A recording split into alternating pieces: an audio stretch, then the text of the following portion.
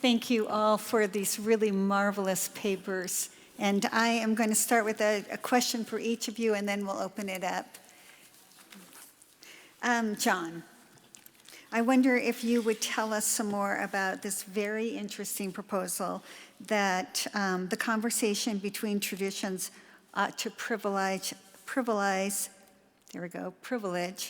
aesthetics over logic or propositions of truth. I just would love to hear you expand a bit more on that. Yeah, so not only am I drawn towards fractal theory that I briefly showed some of the examples there, but there's a line in Whitehead in Science in the Modern World that talks about when a Christian is reading the gospel, he's not reading it for truth, as in right or wrong, true or false. Rather, he's reading it to elicit vividness of experience, right? He's looking for an experience. And I see when we look at religious diversity and see contrasts as giving rise to such a vivid contrast of those experiences, it leads to a greater appreciation for diversity. And I think Whitehead's core contention there is that if religion could be written off as some type of formula, we would take note of it and move on. And the fact that we are left with these contrasts, these vivid contrasts between religious differences, it keeps us in the game, as to say something along those lines. It keeps us entertained, lured towards the possibilities that is there. And again, I see a lot of similarities with aesthetics there, right? I've done not substantial reading on art philosophy along those lines, but there's a vagueness to it. And I think it's that vagueness that draws people towards it, trying to discern those differences, what draws us towards particular arts. And I know that makes it sound a bit more relativistic, but when we think of the polyphilia, right, the love of the manifold and all these differences, right, it's that vividness that keeps us gravitating towards that topic.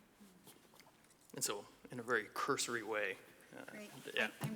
I want to push you a little bit more and just ask you if you see that importance of patterns and the relationship of patterns as part of what is the aesthetic approach. Yeah, so the importance of patterns, I think, just opens up the door for more comparison across religious lines.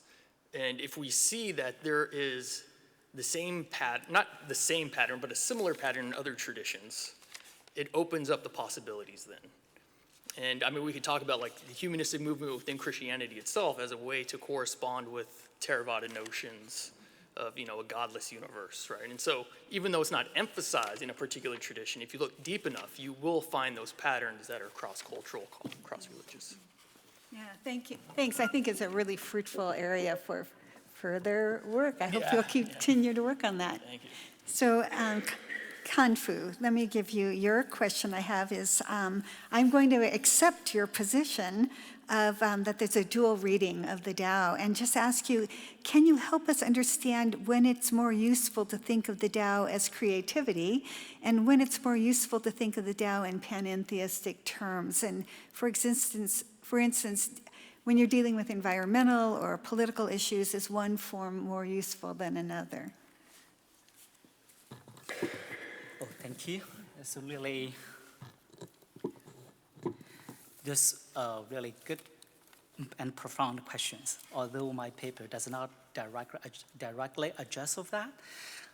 When I'm speaking about the questions like profound, which mean there's no straightforward answer of that. But I think is a great.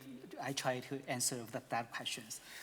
I think when we address about the useful, we wanted to say to whom that is useful, right? To us, to humans, or to the animals, or the other species, or the whole environment as well. The other term, when we're talking about the term useful, we probably, because useful is a practical term, according to Aristotle's categories, we always put it in the political and ethical areas, right? I try to address a little bit on the ethical areas. When we say useful, we want to say which one is better or which one is good. Or we also can say which one is right, more right? So For me, I think I think the the answer for this one, they cannot separate. They need both sometimes, right? For example, when we think about Tao as panentheist God, it's really for political issues, because Whitehead also always criticize about religion. We always think God as Caesar, right? The Almighty One. And that's religions always imitate, religion people always imitate that kind of God. And in the political as well. So in that mode of thing, I think God as panentheist God, as a weak God, is much more helpful for the political issues. But of course, when we're talking about environmental issues, we say when we think about creativity, it's much more useful, right? When we're talking about the creativity in the environmental, we will say not only us have a value, but other has value as well. So not all the humans are creative, but others species or other things also has some kind of instructive value as well. The things is a little bit, right, like the Claire Palmer always criticized about the process ethics as a totalitarian consequentialism. So that's why I think they probably need each other to avoid such kind of criticism. Great, thanks. I really appreciate your pluralizing of our understanding of the Tao. So, and in some ways, I think my question wasn't really a good one for you, but I just wanted to hear how you carry through it, yeah. No, I really appreciate these questions, because the implications of this kind of two model is probably for the future development of my thought, and that's much more connected with other people, right? Especially Chinese religious believer or other people as well, understanding in which way we can think Tao can, to help them understanding the reality. I think this is a really good one. Oh, thank you. Addis, we had a very quick conversation before we sat down here, and I learned that this very significant work you're doing on progressive modern thought is in the making, that you're connecting it with process thought is underway. And I just wanted to give you a chance to elaborate on that a bit for us.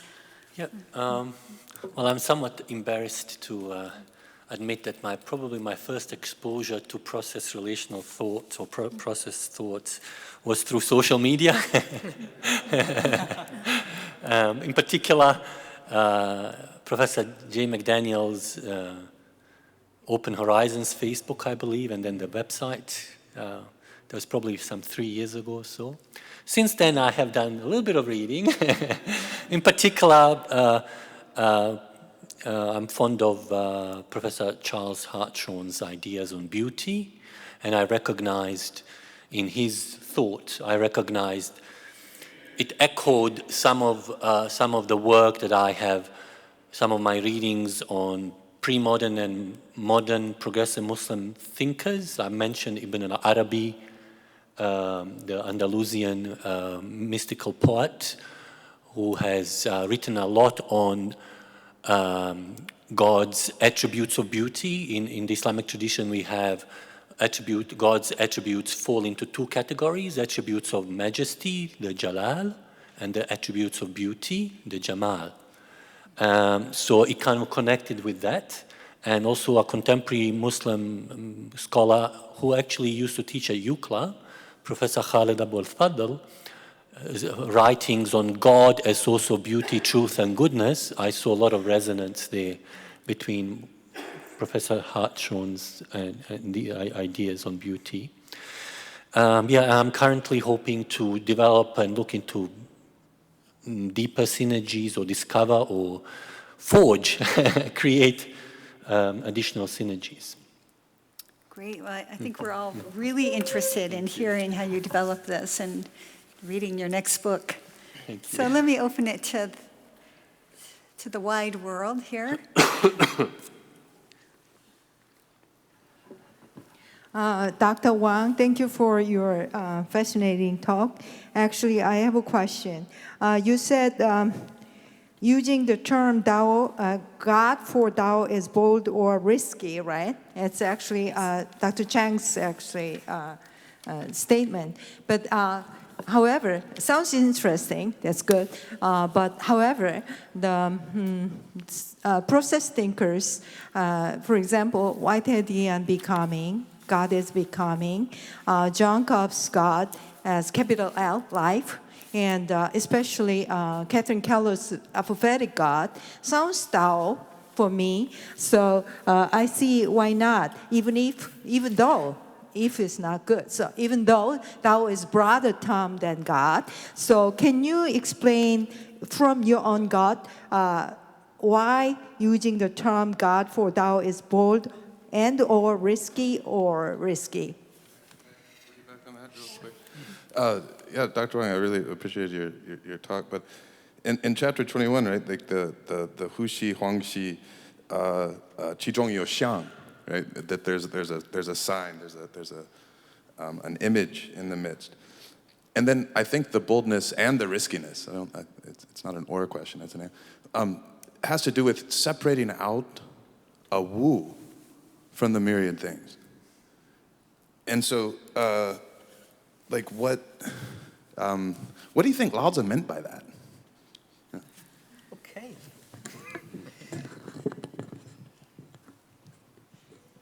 Well, so I really appreciate your questions. Well, thank you. When I speak about the use God for Lao Tzu Dao is bold and risky, because if we take a survey on the Daoism scholar, especially from Chinese, especially from China, the dominant ways to interpret Tao as a principle is not as actual entity at all. So the leading scholar, the well-known scholar around the world always say, no, the tradition is always, no, this is Tao is not actual entity, is some kind of principle or some state. So when we say God, use God for Tao is risky, is from we may receive a lot of criticism. This first sense, I will say that. The second one, I would like to say, because God in Chinese, I mentioned before, like Shen, is really confusing in Chinese context. Shen is not about some entity, right, different from humans, because Shen in China language is indicated the soul of the elite after death. That's called Shen. Even the Supreme Lord in highest, or the Lord on highest, is also indicated the soul of the emperor. That's called Shen. So, but what I want to say, on the one aspect, that's risky because we receive a lot of confusion or criticism. But on the other hand, I will say that's really insightful, because with the pantheist term, the Griffin and Chen as the Hashong and Dr. Chen as well. So they wanted to do some kind of sense of religion pluralism. So on the other hand, I really appreciate what they used. That's why I also, as you mentioned, why not? I use this term for interpreting Lao Tzu's Tao. For the second questions, if I remember correctly, you mean that the Tao is inseparable from the mirror thing? I will say no, because Tao is not one of the mirror thing, right? But it's the mutual in, right, relationship.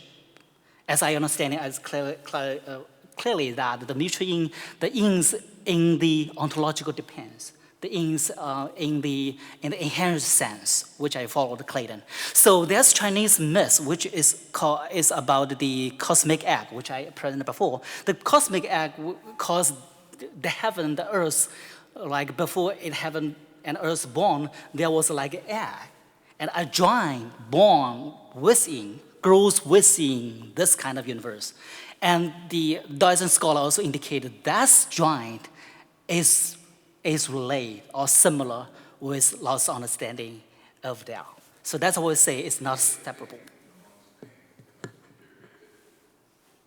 I'm sorry. We're going to move on to the next question for sake of time. Okay, John, thanks for your paper, which I really liked, and particularly ending in aesthetics and in a certain form of vagueness. And it's more like an encouragement. It's not evasing major problems. I mean, when you think of Whitehead's concept of beauty, I think it's very adequate, and it's the basic thing is not truth but beauty. And vagueness, after all, has a long tradition of being accepted, at least by Charles Sanders Peirce and others. So I would really say pressing on that and continue on that for a pluralistic view of religion. Yeah, I think I was going to say Steve Odin came out with a book about Whiteheadian aesthetics and the Japanese tragedy. I'm misquoting the title, but Tragic Beauty, yes. And so, I mean, I'm already finding a lot of affinities there, and it is something, I know Whitehead talks quite a bit about beauty over truth in some certain circumstances, right? So he's trying to instill the world with beauty again. And if that plays a more superior placement in our experiences as opposed to propositional, right? I mean, if I were to go back and clarify my remarks about science in the modern world, you know, we don't read religious truths as propositions, right? That's not the point of them. It's illicit feelings for us. And those contrasts are important, right? And it also kind of builds upon, again, that intensity of experience that draws us towards it. So, thank you. Hi there. Thank you so much for your presentations. I have a question for Aidan. And thanks in particular to you for the presentation on progressive Islamic thought. I'm wondering, since the Sufi philosophy and also practice, especially with the background of Rumi's writing, it has a stronger emphasis on mysticism and poetry and art than most Christian contexts might have. I was wondering if you find that this aesthetic element in Sufi philosophy reaches out to the just mentioned vagueness that is apparent in process thought. Oh, I think I'm out of my depth here. I don't know, I do not have sufficient knowledge of the concept of vagueness. So I'm unable to respond to your question, I'm very sorry. But what the affinities that I try to highlight is the idea of a panentheistic God that we find in Sufism, unlike what we find in Islamic orthodoxy, which is very much imprisoned in the classical theistic God. So I was just trying to make that connection, that the concept, that the emphasis on the immanence or the consequential nature of God, I guess, using process terminology that exists in much of in some strands of Sufi thought. It's based upon a panentheistic concept of God, which departs quite significantly from the concept of God that we find in canonical theological literature in mainstream Islamic thought, at least in Sunnism. That's the best I can do.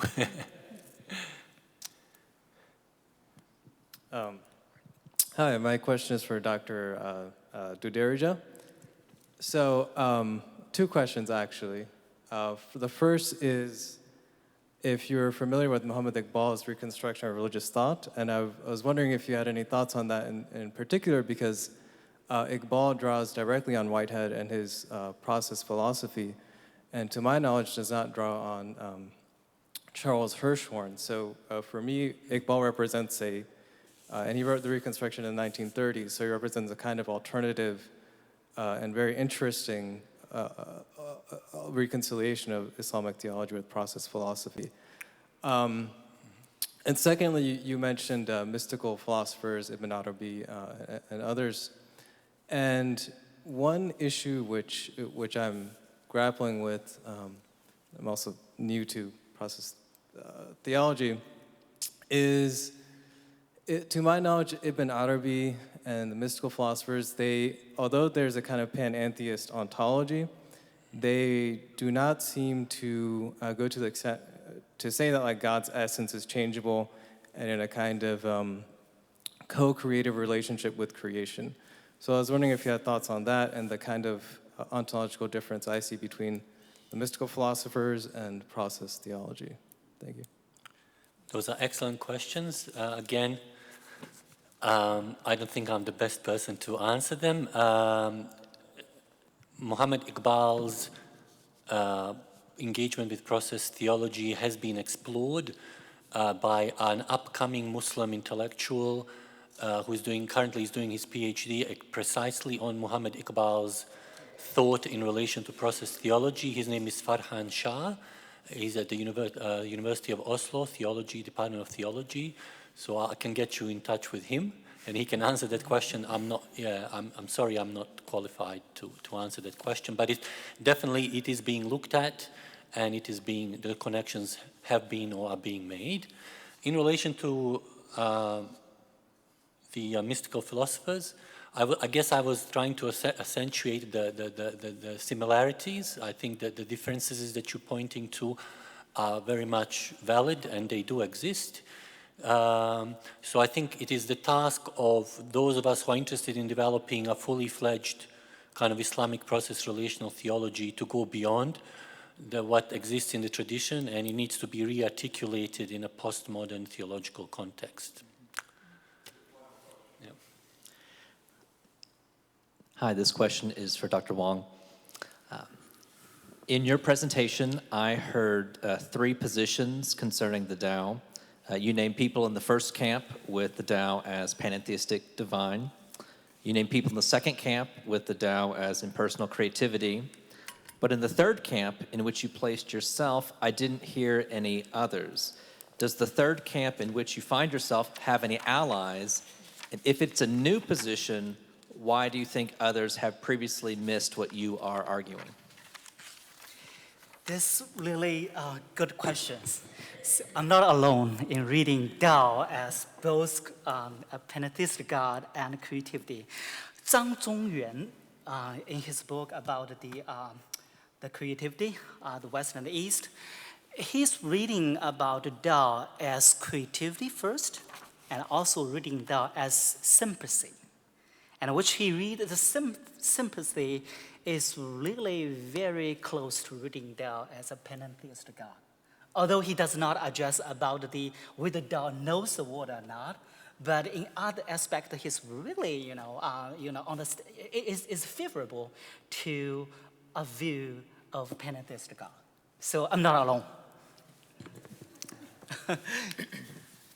Friends, please gather with me to clap for them as they exit the stage. Thank you very much, guys.